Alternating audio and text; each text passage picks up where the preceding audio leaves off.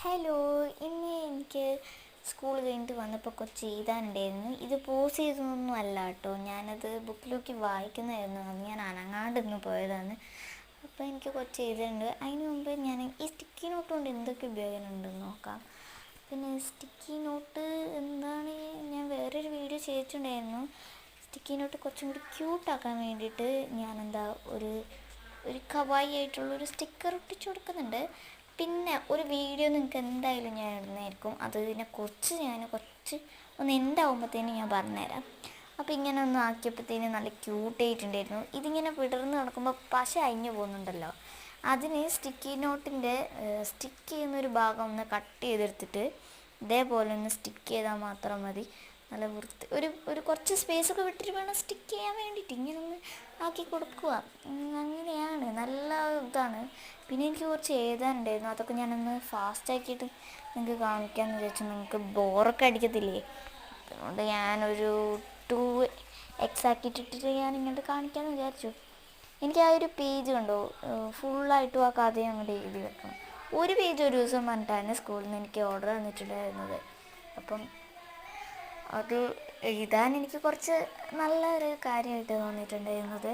പിന്നെ എനിക്ക് ഇത് ഇംഗ്ലീഷ് കോപ്പിയിലാണ് ഞാൻ എഴുതുന്നത്. ഇംഗ്ലീഷ് നോട്ടിൽ എനിക്ക് വേറെ എഴുതാനുണ്ട്, അത് നിങ്ങളെ കാണിക്കുന്നൊന്നുമില്ല ഞാൻ. പിന്നെ ഇത് എഴുതി കഴിയാൻ കുറേയൊന്നും സമയം എടുക്കത്തില്ല, വേഗം തീരും. സ്പീഡാക്കിയോണ്ട് നിങ്ങൾക്ക് കുറച്ച് ബോറടിക്കില്ല. പിന്നെ എൻ്റെ സ്പീക്കിങ് കാരണം. പിന്നെ ഞാൻ കവായി സ്റ്റിക്കേഴ്സ് ഓർഡർ ചെയ്യാൻ വേണ്ടി വെച്ചിട്ടുണ്ട്. അപ്പോൾ കവായി സ്റ്റിക്കേഴ്സ് ഓർഡർ ചെയ്യുന്ന എന്തായാലും. പിന്നെ ഒരു സോങ് ഉണ്ടായിരുന്നു, അത് ഞാനിങ്ങനെ പാടിയിട്ടുണ്ടായിരുന്നു. ഇതാണ് പൂക്കാലം, കുമാരനാശാൻ പാടിയ പുഷ്പവാടി എന്ന് പറഞ്ഞിട്ടുള്ള ആ ഒരു വലിയ ഇതിനകത്ത്. പിന്നെ ഞാനെടുത്ത സ്റ്റിക്കി നോട്ടും എൻ്റെ നോട്ട് പാഡും പെന്നും ഇതിൻ്റെ ഉള്ളിൽ വെക്കുന്നുണ്ട്. ഇതാണ് എൻ്റെ നോട്ട് പാഡ്. മെമോ പാഡെന്നും പറയാൻ കഴിയും കേട്ടോ. അങ്ങനെ നോട്ട് പാഡും മെമോ പാഡും ഒക്കെ വെച്ചിട്ട് രണ്ടും വെച്ചതിന് ശേഷം ഞാനെന്താ ഇതൊക്കെ അടിച്ച് എൻ്റെ ടേബിളൊന്ന് ക്ലീൻ ചെയ്തിട്ടുണ്ട്. ഇത് ഇത് 2 ബണ്ണാരമാണ് ഞാൻ മേടിച്ചിട്ടുണ്ടായിരുന്നത്.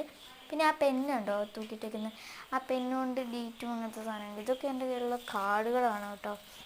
ഇത് കുറച്ച് കുഞ്ഞു കാർഡുകൾ ഞാനെല്ലാം അങ്ങോട്ട് സേവ് ചെയ്ത് വെച്ചിട്ട് കുറേ ഉണ്ട് കേട്ടോ. നിങ്ങൾ വിചാരിക്കുന്നത് കണ്ടോ, കുറേ ഉണ്ട്. ഇതേപോലെ വൈറ്റ് പേപ്പേഴ്സ് ഉണ്ട്.